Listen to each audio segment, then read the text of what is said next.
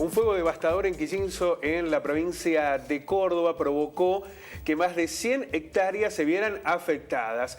Todo se habría generado presuntamente a partir de la realización de un asado. Por este hecho fue detenido, inicialmente imputado, una de las personas que había formado parte de este asado. El abogado defensor, el doctor Gustavo Dovis, está aquí en los estudios de Televideo Federal. Doctor, ¿cómo le va? Buenas tardes. ¿Qué tal? Buenas tardes. Gracias por invitarme. En principio, la información de último momento es que fue liberada esta persona que inicialmente había sido detenida por este incendio allí en Quillinzo. Exactamente. Esta mañana nos pusimos a disposición de la Fiscalía de Río Tercero. Bueno, cercano a las 14 horas se nos terminó informando que iba a proceder el recupero de libertad solicitado y así fue que mi cliente recuperó la libertad a las 14 horas desde la localidad de Embalse, que es donde estaba alojado momentáneamente.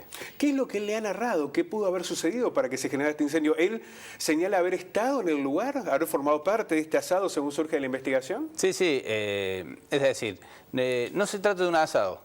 Él adquirió una vivienda. A medio terminar, se puso a tareas de desmalezado ahí en la vivienda y cuando juntó una determinada cantidad de volumen de pasto, se le ocurrió quemarlo dentro de un tambor.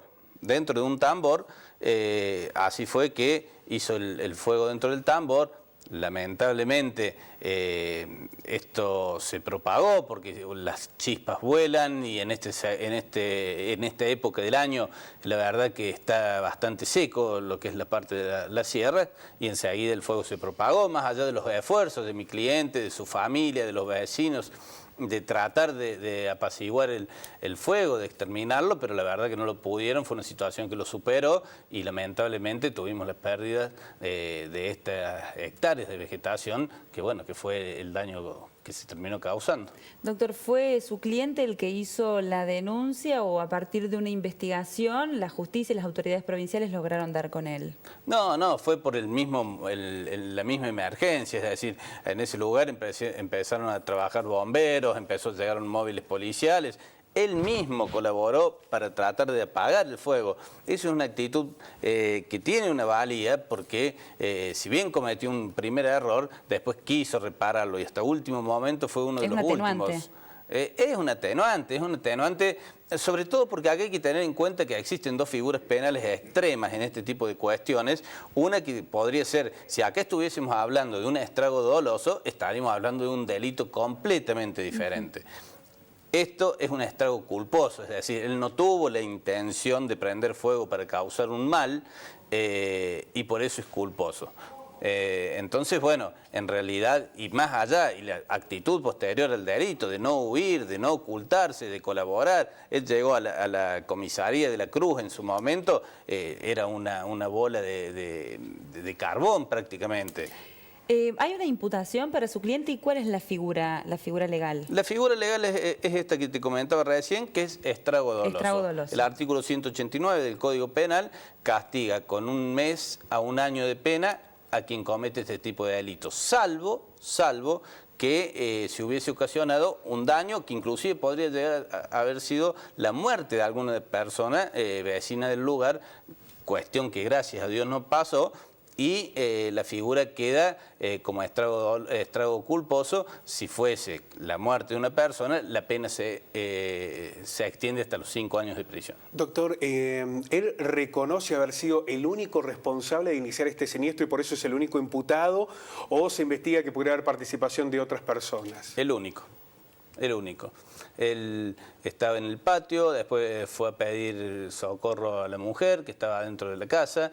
Pero bueno, mi cliente, en esta causa, mi cliente no tiene absolutamente nada que esconder. Él es una persona que en este momento está totalmente compungido porque causar un daño de este tipo a lo que es el ambiente, a la naturaleza, la verdad que no es grato para nadie. Y bueno, la verdad que él asume toda y cada una de las partes de la culpa que le corresponde. Por el tipo de imputación y al haber sido excarcelado, ¿no volvería a prisión hasta la espera de un proceso judicial oral?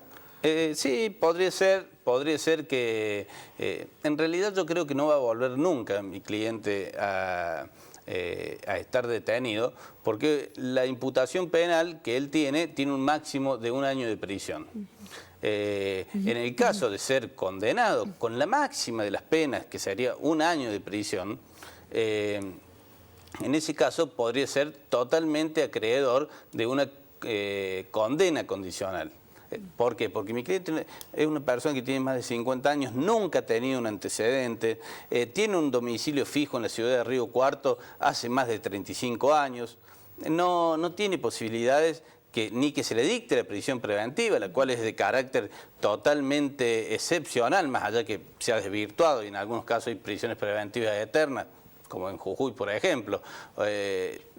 Pero él particularmente no tiene la posibilidad de sufrir ningún tipo de coerción por parte de la justicia por su vida, su forma de vida pasada, porque inclusive no tiene antecedentes, por su actitud posterior al delito y porque goza específicamente de pedir de este beneficio que te comentaba recién, que es la condena condicional.